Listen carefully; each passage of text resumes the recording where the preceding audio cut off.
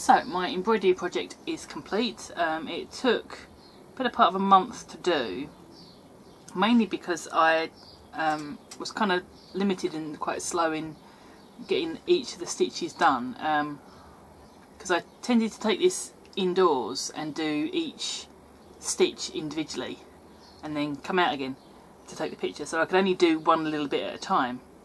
If I'd have just done this straight the way through, I could have done it in probably a couple of weeks, but anyway, I'm now going to set the back.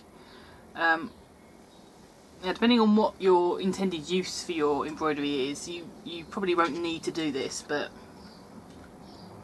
I know my stitching isn't always great and I can be a little bit lazy with tying things off. So what I'm going to do, if I can, is crack open this fabric glue, which I've had for ages and it has gone really thick on me, like that. So trying to get that out of the little dispenser nozzle would be pretty much impossible. So I've taken a fair chunk of that, probably about maybe a third of the, maybe a quarter of the bottle actually, and I'm going to blend that with just some plain cheap PVA, essentially to thin it down so it goes further.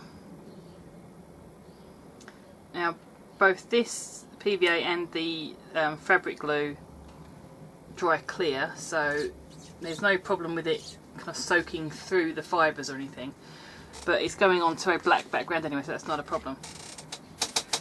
So whilst I'm mixing this and then daubing it on, I'm going to cut to the still photos that I took of this as I was doing it. Now I started by, as I said, just doing one, and then it got a little bit too much, so towards the end I do them in multiples. So anyway, I start off with an outline just in some really bright neon colour, just outlining the basic body shape of my dragon here, and working in a somewhat logical pattern or method to do most of the flat stitching first, so most of the lines and the chain stitch and anything that's not raised, not got any kind of extra texture to it, so do that first. So things like the knots, the legs are all combinations of French and Chinese and colonial knot, just bunched together quite tightly, which is great. It gives you a nice dense texture that looks somewhat like scales, but even if it doesn't, it looks nice and different. Now you'll see as I go along that I've got kind of a colour scheme going on, like with my original embroidery, with that kind of rainbow effect going around a very, very plain white and grey dragon. Now I decided not to put any colour on the dragon except for a little bit in its body, where I'm just mixing grey thread with very, very pastel rainbow colours and just working through those. The actual body was a bit more of a job to do. It took a couple of days because I had 8 needles on the go at once, which is not advisable really, so that I could actually have, no, I had more than 8, I had 24 needles on at once, so that I could have 8 different colours and then 3 different shades of grey mixed in with the pastel colour.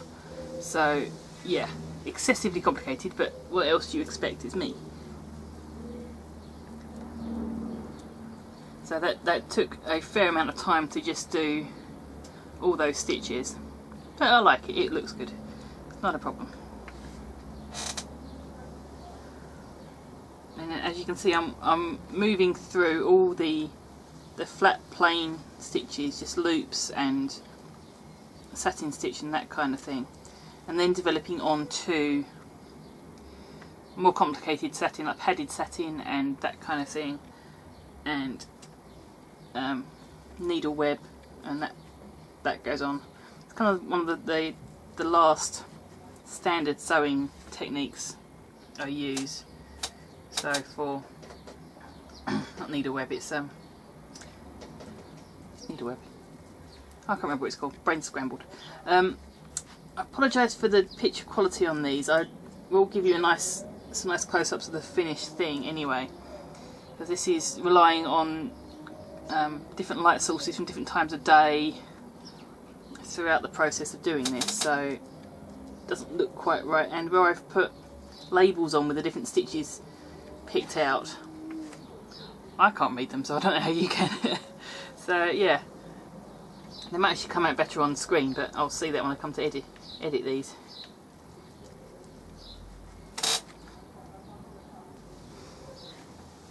So yeah, it's taken a better part of a month to do this project, and my hands are aching, so it's kind of my body's way of saying you can stop sewing now, you're done.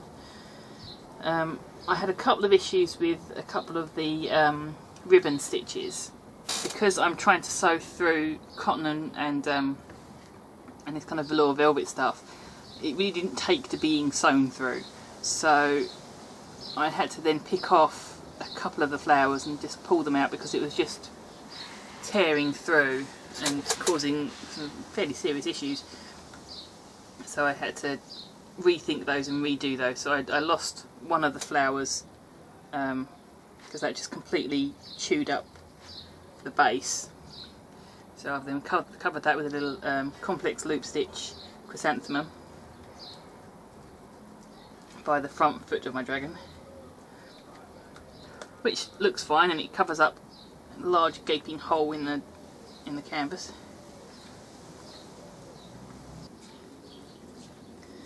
So yeah, now I've completely daubed that.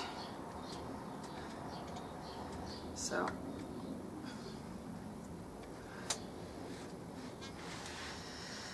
I've got no concerns here about the colours running, because modern threads and things are all colour safe, modern ribbons are colour safe.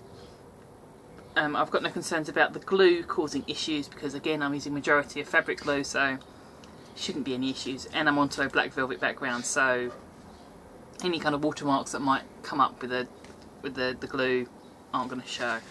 So I'm just going to tweak the wings so they sit out straight, fluff my flower slightly, and there you go. Probably the most complicated piece of sewing I've done in the last 10 years.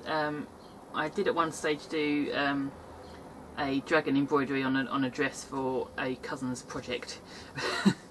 But yeah, this was a real kind of dive into all things embroidery. I'll give you some nice close shots in the morning. I'll do it outside, so you've got some actual proper light on it. So the weather should be quite good the next couple of days, so I should be able to get some nice quality pictures of this. But I really like this effect of having a really pale, mostly white dragon and all this colour kind of emanating. It feels like a real character from mythology, a kind of a creation or fertility kind of dragon, which is quite nice. Traditionally with a kind of a oriental style dragon, they have an egg or an orb or something like that with them. I have not done that, but you can take any number of these flowers and say that is the orb, because they're all pretty much circular, so any one of those could be it, or they all could be it. So in terms of mythology, this is nowhere near a classical dragon. I have an issue with kind of the classical oriental style dragons are all too sinuous, too snake-like, and I don't really like it. And the European ones are all quite bulky and chunky, and I don't like that really. So I've kind of gone somewhere in the middle, so kind of half and half. So the line of the body and the head is very much an oriental dragon, and then the legs are more chunky and more physically real seeming. And I've added wings because for some reason Oriental dragons don't tend to have wings so much. So yeah, I prefer the wings, and I love the needle lace here, giving this some kind of 3D element. So it's got some movement. So my the framing company is going to give this quite a deep frame so you can protect all of this. So I'm not sure when they're going to do it. That's the thing. If they do it before this comes out, then I'll give you a picture of this in the frame. But for now, that is my Stitches of Summer project completed.